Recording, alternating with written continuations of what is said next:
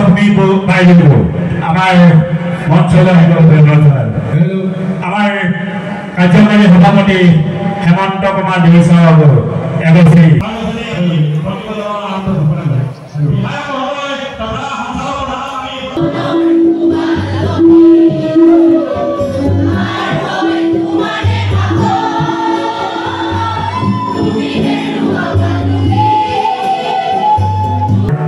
সম্মানীয় সভাপতি তথা একাকিলং হরিয়া সমষ্টি সম্মানীয় বিধায়ক তাৰ পাছতে আমি লাইফ ফৰ সঞ্চালক প্ৰধান সকলোকে প্ৰণাম জনাইছোঁ।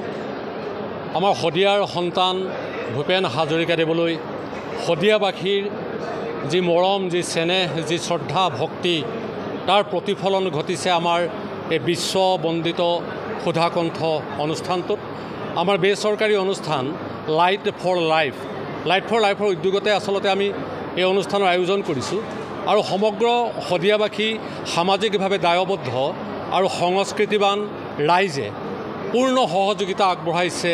তেওঁলোকে দিনে ৰাতিয়ে লাগি মেলি আমি আমাৰ সুধাকণ্ঠলৈ বিশ্ববন্দিত ভাৰতৰত্ন ডক্টৰ ভূপেন হাজৰিকাদেৱলৈ এইদৰে জন্ম শতবাৰ্ষিকীত আমাৰ শ্ৰদ্ধা নিবেদন কৰিবলৈ লৈছোঁ। আজি 8 ছেপ্টেম্বৰ আৰু কাইলৈ 9 ছেপ্টেম্বৰ তাৰিখে সদৌ অসম ভিত্তিত আমি ভূপেন হাজৰিকাৰ গীতৰ প্ৰতিযোগিতা অনুষ্ঠিত কৰিছোঁ। ভূপেন্দ্ৰ সংগীত প্ৰতিযোগিতাৰ 1 লাখ টকাৰ পুৰস্কাৰ মূল্য আমি আগবঢ়াবলৈ ঠিক কৰিছোঁ। আৰু খুব ভাল লগা কথা যে মাজুলী, যোৰহাট, শিৱসাগৰৰ পৰা আদি কৰি অসমৰ বিভিন্ন প্ৰান্তৰৰ পৰা আমাৰ প্ৰতিযোগী অংশগ্ৰহণ কৰিছে। অলপ পিছতে প্ৰতিযোগিতা আৰম্ভ হ'ব। সাংস্কৃতিক অনুষ্ঠান আমি বৰ আকৰ্ষণীয় কৰিব বিচাৰিছোঁ। কলকাতাৰ ভূপেন্দ্ৰ সংগীত গাই সমগ্ৰ ভাৰতবৰ্ষতে বিখ্যাত হৈ পৰা মিথুন ধৰ আহিব। বহু বছৰৰ পিছত ভূপেন হাজৰিকাদেৱৰ বাবে গীত লিখা বা ভূপেন হাজৰিকাৰ লগত একেলগে গীত পৰিৱেশন কৰা সদানন্দ গগৈ ডাঙৰীয়াই বহু বছৰৰ বিৰতিৰ পাছত আমাৰ ইয়াত গীত পৰিৱেশন কৰিবলৈ আহিব। লগতে আমি অসমৰ বিভিন্ন ঠাইৰ পৰা কেইবাগৰাকীও ভূপেন্দ্ৰ সংগীতৰ বিশেষভাৱে চৰ্চা কৰি থকা শিল্পীক নিমন্ত্ৰণ কৰিছোঁ। তেওঁলোকে গীত পৰিৱেশন কৰিব। আৰু এটা অন্যতম আকৰ্ষণীয় অনুষ্ঠান আমি ইয়াত কৰিম। ডক্টৰ ভূপেন হাজৰিকাদেৱৰ প্ৰত্যেকটো গানত আচলতে একোটা সুন্দৰ কাহিনী সোমাই থাকে, একোখন নাটক সোমাই থাকে। আৰু মই ভূপেন হাজৰিকাৰ গানৰ পৰা 10খন নাটক লিখিছোঁ। সেই 10খন নাটকৰ সংকলনটো আজি উন্মোচন কৰা হ'ব। আৰু তাৰ পৰা আমি কেইখনমান নাটক, চুটি নাটক এই মঞ্চতে গানৰ নাটক বুলি পৰিৱেশন কৰিম। এইটো আমাৰ নাট্য জগতৰ এটা নৱতম সংযোজন। আমি ভাবিছোঁ ডক্টৰ ভূপেন হাজৰিকাদেৱৰ গান কেৱল শুনিলেই নহ'ব, আমি নাটকৰ জৰিয়তে ডক্টৰ ভূপেন হাজৰিকাদেৱৰ গান ৰাইজক দেখুৱাবলৈ বিচাৰিছোঁ। এইখিনি চেষ্টা কৰিছোঁ। আপোনালোকে সহযোগিতা কৰক।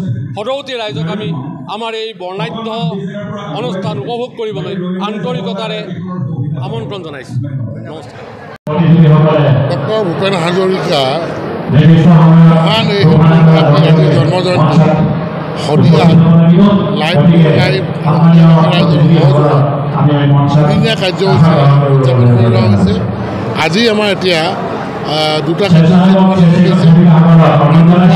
ভূপেন হাজৰিকা আজি শদিয়া সংগীত ৰাতিপুৱা সেই অনুষ্ঠান আমাৰ হৈ গ'ল। তাৰপিছত আমাৰ বন্তি প্ৰজ্বলন হৈ গ'ল। 100 গছি বন্তি প্ৰজ্বলনেৰে আজি আমাৰ ইতিমধ্যে কাৰ্যসূচী শুভাৰম্ভণি হৈছে।